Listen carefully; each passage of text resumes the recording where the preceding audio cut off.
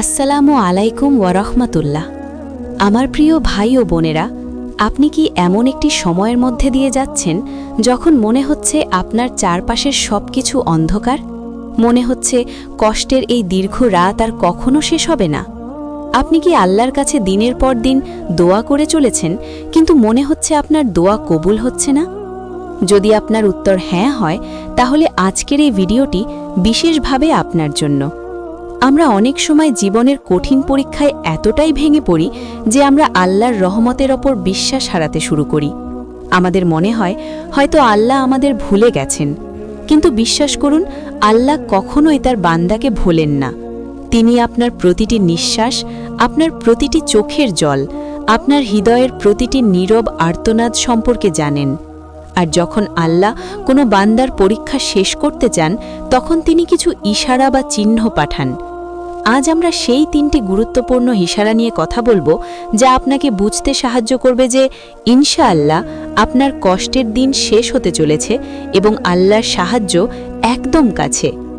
মূল আলোচনায় যাওয়ার আগে আমাদের বুঝতে হবে আল্লাহ কেন আমাদের পরীক্ষা নেন। আল্লাহ পবিত্র কোরআনে বলেছেন, এবং আমি অবশ্যই তোমাদের পরীক্ষা করব কিছুটা ভয়, ক্ষুধা, মাল ও জানের ক্ষতি এবং ফল ফসল বিনষ্টের মাধ্যমে, তবে সুসংবাদ দাও সবরকারীদের। সূরা আল বাকারা আয়াত ১৫৫। দেখুন, আল্লাহ নিজেই আমাদের জানিয়ে দিয়েছেন যে তিনি আমাদের পরীক্ষা নেবেন। এই পরীক্ষা আমাদের শাস্তি দেওয়ার জন্য নয়, বরং আমাদের মর্যাদা বৃদ্ধি করার জন্য, আমাদের গুনাহ মাফ করার জন্য। লোহাকে যেমন আগুনে পুড়িয়ে খাঁটি করা হয়, তেমনি আল্লাহ তার প্রিয় বান্দাদের পরীক্ষার আগুনে পুড়িয়ে খাঁটি সোনায় পরিণত করেন। রাসূলুল্লাহ সাল্লাল্লাহু আলাইহি ওয়াসাল্লাম বলেছেন, মুমিনের অবস্থা আশ্চর্যজনক, তার সব কিছুই তার জন্য কল্যাণকর।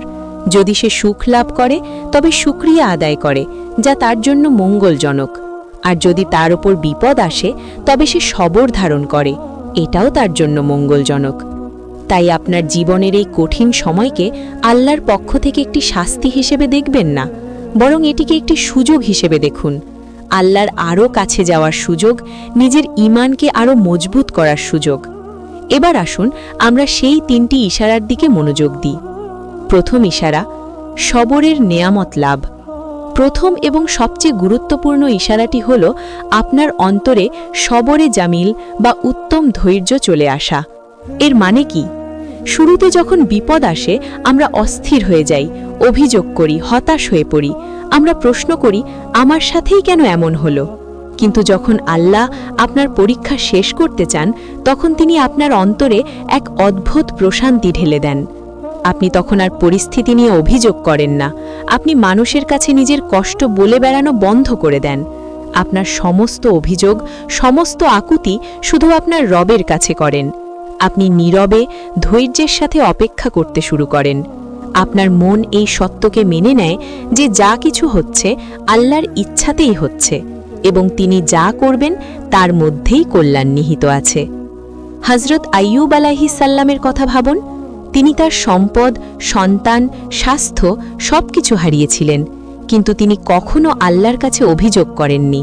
তিনি শুধু বলেছিলেন, হে আমার রব, দুঃখ কষ্ট আমাকে ঘিরে ধরেছে, আর তুমি তো দয়ালুদের মধ্যে সর্বশ্রেষ্ঠ দয়ালু। সূরা আল আম্বিয়া আয়াত ৮৩। এটাই হলো সবরে জামিল। যখন আপনার হৃদয় এমন পর্যায়ে পৌঁছে যাবে যখন আপনি সব কিছুর জন্য আলহামদুলিল্লাহ বলতে পারবেন, তখন বুঝবেন আল্লাহ আপনার ধৈর্যের পুরস্কার দেওয়ার জন্য প্রস্তুত। আপনার মুক্তির দরজা খোলার সময় হয়ে এসেছে, কারণ আল্লাহ ওয়াদা করেছেন, ইন্নাল্লাহা মা সাবিরিন, অর্থাৎ নিশ্চয়ই আল্লাহ ধৈর্যশীলদের সাথে আছেন।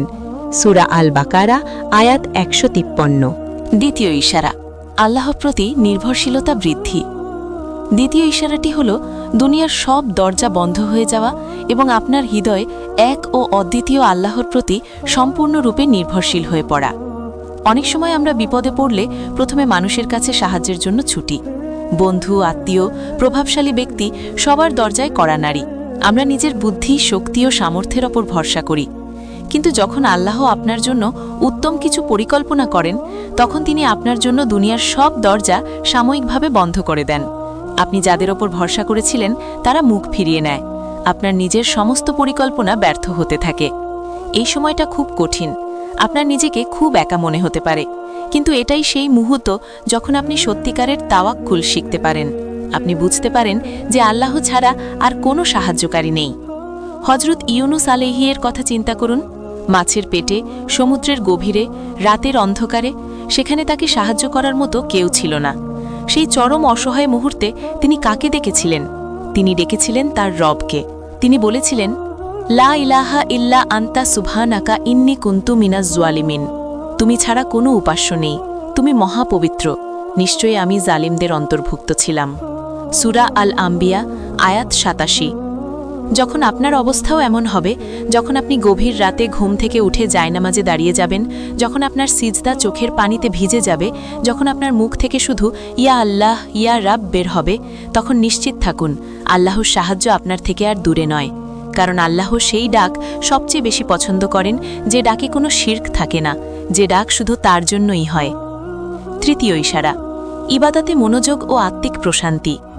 তৃতীয় ইশারাটি হল ইবাদতের প্রতি আপনার আগ্রহ বেড়ে যাওয়া এবং বাহ্যিক পরিস্থিতি খারাপ থাকা সত্ত্বেও অন্তরে এক ধরনের প্রশান্তি অনুভব করা। আপনি হয়তো খেয়াল করবেন আপনার ফরজ নামাজ তো বটেই, নফল ইবাদত, কোরআন তিলাওয়াত, জিকির, দান সদকার প্রতি আপনার মন আগের চেয়ে বেশি ঝুঁকছে। দুনিয়ার কোলাহল আপনার আর ভালো লাগছে না, আপনার মন শুধু আল্লাহকে ডাকতে চাইছে। সবচেয়ে আশ্চর্যজনক বিষয় হল আপনার জীবনের সমস্যাগুলো হয়তো তখনও সমাধান হয়নি। আপনার আর্থিক সংকট, অসুস্থতা বা পারিবারিক সমস্যা হয়তো তখনও বিদ্যমান, কিন্তু এত কিছুর পরেও আপনার ভেতরে এক অদ্ভুত শান্তি কাজ করছে। আপনার রাতের ঘুম ভালো হচ্ছে, আপনি আর আগের মতো অস্থিরতা বা উদ্বেগ অনুভব করছেন না। এই শান্তিকে বলা হয় সাকিনা। এটা আল্লাহর পক্ষ থেকে তার মুমিন বান্দার জন্য একটি বিশেষ উপহার। যখন আল্লাহ কোনো বান্দার উপর এই সাকিনা নাজিল করেন, তখন দুনিয়ার কোনো ঝড়ই তার ভেতরের প্রশান্তিকে নষ্ট করতে পারে না। এই প্রশান্তিই প্রমাণ করে যে আপনি আপনার রবের উপর রাজি হয়ে গেছেন। আর যখন বান্দা তার রবের উপর রাজি হয়ে যায়, তখন রবও তার বান্দার প্রতি সন্তুষ্ট হয়ে যান। আর আল্লাহ যার প্রতি সন্তুষ্ট, তার কল্যাণ অবধারিত। আমার প্রিয় ভাই ও বোনেরা, তাহলে এই তিনটি ইশারা মনে রাখুন। ১. উত্তম ধৈর্য ধারণ করা। ২. সমস্ত সৃষ্টি থেকে মুখ ফিরিয়ে শুধু আল্লাহর উপর নির্ভরশীল হওয়া। ৩. এবং ইবাদতে মনোযোগ ও আত্মিক প্রশান্তি লাভ করা। যদি আপনি আপনার মধ্যে এই চিহ্নগুলোর এক বা একাধিকটি দেখতে পান, তাহলে আল্লাহর শুকরিয়া আদায় করুন। জেনে রাখুন আপনার কষ্টের দীর্ঘ রাতের পর একটি সুন্দর সকাল অপেক্ষা করছে। আল্লাহর রহমত থেকে কখনো নিরাশ হবেন না, তিনি আপনার ধারণার চেয়েও নিকটবর্তী। আসুন আমরা সবাই মিলে দোয়া করি। হে আল্লাহ, আমাদের মধ্যে যারা কষ্টে আছে, অসুস্থ আছে, ঋণে জর্জরিত আছে, পেরেশানির মধ্যে আছে, আপনি আপনার অসীম রহমত দ্বারা তাদের সকলের কষ্ট দূর করে দিন। আমাদের সবাইকে ধৈর্য ধারণ করার তৌফিক দান করুন এবং আপনার উপর পূর্ণ আস্থা রাখার তৌফিক দান করুন। আমিন। ভিডিওটি যদি আপনার ভালো লেগে থাকে এবং মনে হয় এটি অন্য কারো উপকারে আসতে পারে, তাহলে অবশ্যই শেয়ার করুন।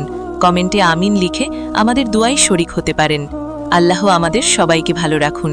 আসসালামু আলাইকুম ওয়া রাহমাতুল্লাহ।